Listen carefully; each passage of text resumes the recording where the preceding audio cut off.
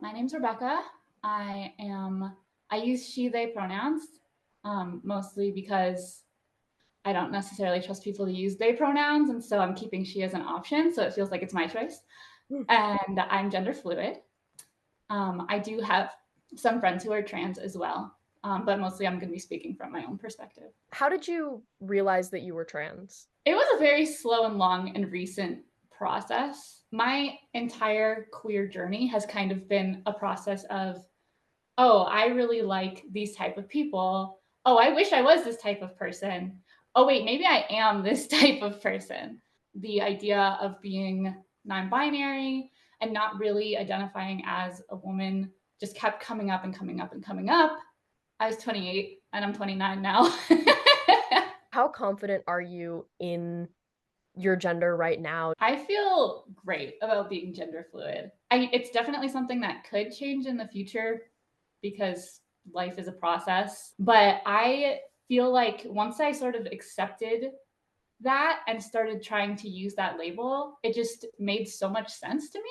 It's been a huge confidence boost in my identity to be able to say, like, I'm not bad at being a woman. I'm actually really good at being gender fluid. Are you out to your family? Yes. How did they react to that? Mm, uh, my parents were kind of the big ones. I have two brothers. I'm a middle child. And I told my brothers just kind of over Discord, just like mostly as like a heads up, I'm telling my parents about this. With my parents, they have certain beliefs and views that made me really worried and stressed and scared about coming out to them. I wanted to because I knew that if I kept it a secret, then I was just going to end up putting a bunch of distance between us. So it seemed like either, I keep it a secret and I ruin our relationship, or I tell them and maybe it ruins our relationship, but maybe it doesn't. I ended up telling them in an email. I didn't want to have to deal with their immediate reaction because I knew it probably wasn't going to be something that I wanted. I was able to actually see them in person like a couple days after I sent that email. They accept me because I'm their kid.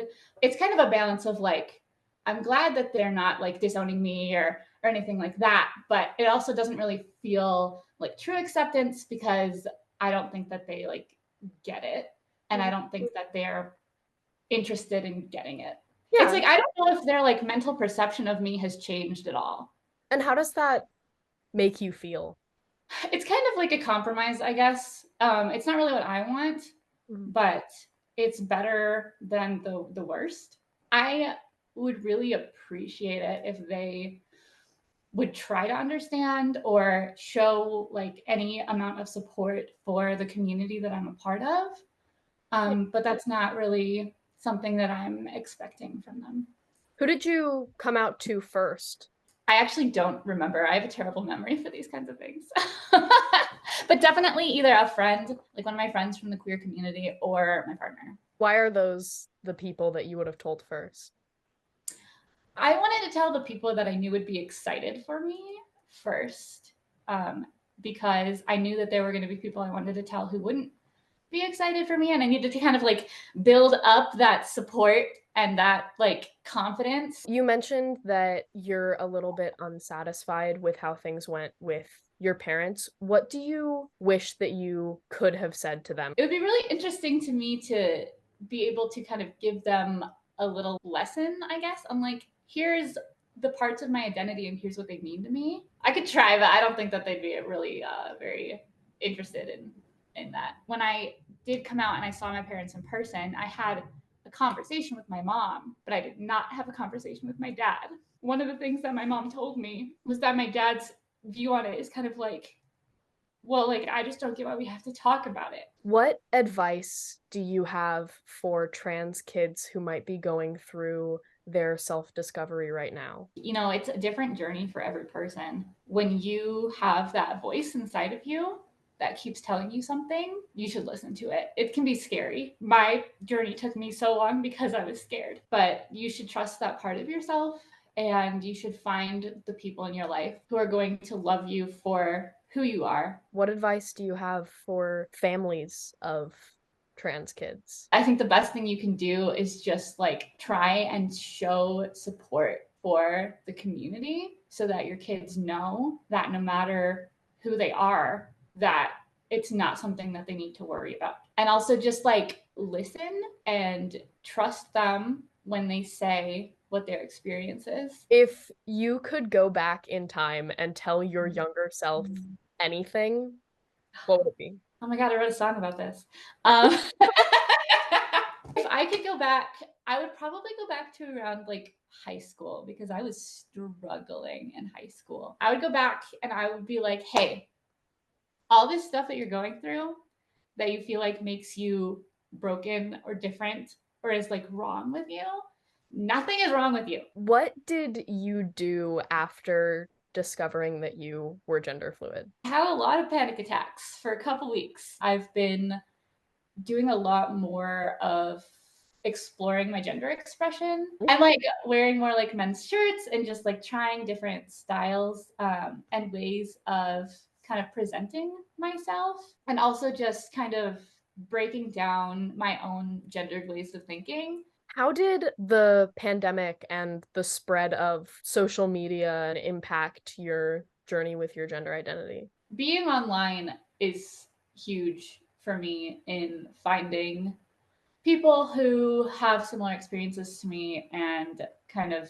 understanding even what the options are. I'm thinking back to those like quarantine days, and I wasn't really quite working through the gender stuff at that point, but I do think that I was getting sort of the exposure. What gives you gender euphoria? Definitely wearing like men's button down shirts. As gender fluid, I kind of, drift between feeling more femme or more masc or like wanting to present in different ways. Being able to wear men's clothes and get more of that like shape just feels like really, really good. And I really like the way that I look and the way that I feel. What resources have been the most helpful for you? Other people, mostly, if that makes sense, either in person or like through social media. How does the country that you live in impact your trans experience? So I live in the United States. It's definitely evolving landscape for trans people right now. I am in a pretty privileged position. I'm not seeking gender affirming care, and I do pass as cis. I don't know how much of it really impacts like my life directly, other than just the hurt that I feel in the fact that people can be so hateful and that people who are outside of this community are controlling things that impact the community so deeply. What else would you like to share about your story? Just anything that you haven't said yet that you would like to say. I think the interesting thing about my gender journey is that it's not one of those like I've known since I was 4 kind of situations. It's one of those like I was 28 and I was really struggling with this and I kind of finally figured it out. And looking back, I can see a lot of signs from when I was younger that I didn't really feel comfortable in the gender that I was being like prescribed. But if you are later in life and you are just kind of starting to get to figuring that all out, that's a thing that happens, and that's okay. Some of us take a bit longer to get there, and that doesn't make it any less valid or any less real, just because you maybe didn't know, from the time you were 2.